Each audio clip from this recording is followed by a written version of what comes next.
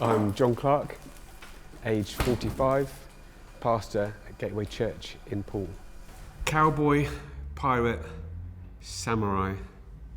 Cowboy.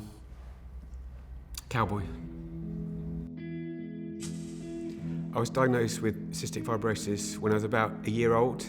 My parents noticed that I was in pain, I was having digestion issues and just not thriving. And so they took me for tests and confirmed that I had cystic fibrosis. And at that time, life expectancy was around 16 years old. Originally, my mum would sprinkle this powder, which I remember tasted disgusting, all over my food. And then as I got older, I was able to take pills. And so at times I'd be taking around 40 pills a day.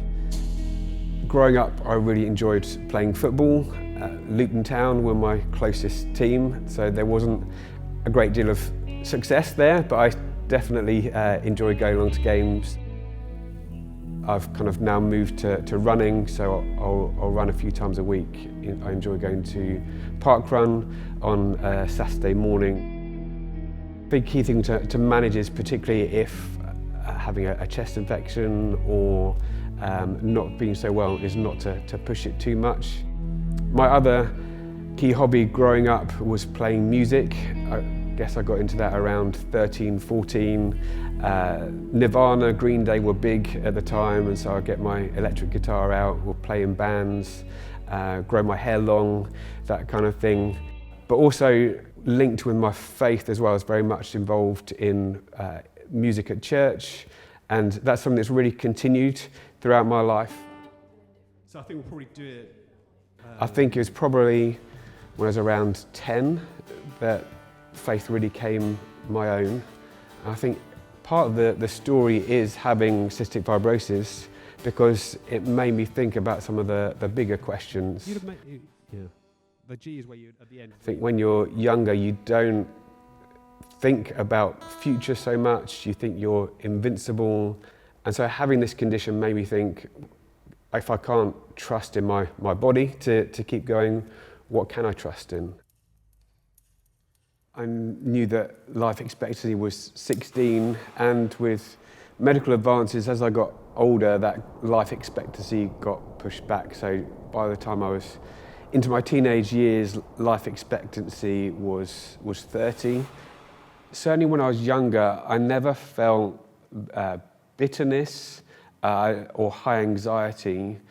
I remember there was a time when I was a teenager being particularly ill and thought I may well die during the night. I was that unwell, and I did feel a remarkable sense of peace. I think tying in with my faith, trusting that there was someone bigger that I could trust in God, and this life isn't all that there is, filled me with a peace that was beyond that circumstance. Growing up, I was definitely keen to get married. I had that desire to have kids, but I just didn't know whether that was going to be possible at all. When Vicky and I got married, I was 22 and Vicky was 20. Before we started dating, I thought it was really important for her to know what she was getting into. And so I said, it's really unlikely that we'll be able to have our own kids. And also, I'm likely to die by the time I'm 30. When we found out that we couldn't have our own kids, there was a time to process that. There was some real pain associated, but we also knew that it was a privilege to be able to adopt as well. And now they're 21, 20, 13, and then seeing them grow and develop their own interests and looking about how their life will turn out.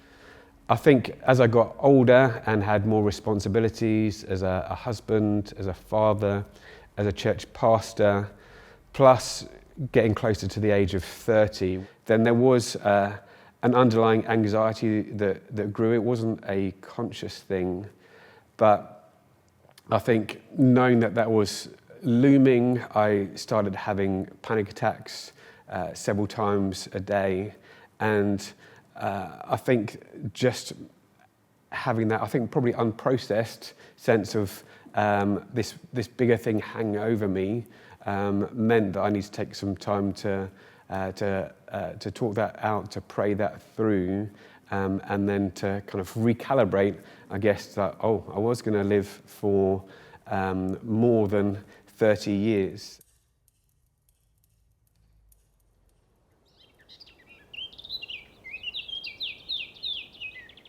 For a number of years, the cystic fibrosis community have been talking about a new wonder drug that was on the horizon, and it always felt promised but never materializing. But then, I guess it was 2020, a global pandemic was hitting, which was not a brilliant time to have a chronic lung condition. But also there was this new medication that had been long promised. My 5K time has come down by 5 minutes since starting taking the new medication. Doctors would be reticent to say precisely to me, this is your life expectancy at the moment. They would be saying, make sure you're paying into your pension. Somewhat counterintuitively, to make the most out of life is to know that it's not about you, ultimately. I think I've found that really freeing.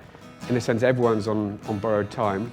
We only have a certain amount of years on this earth. None of us knows when it is that time will be up.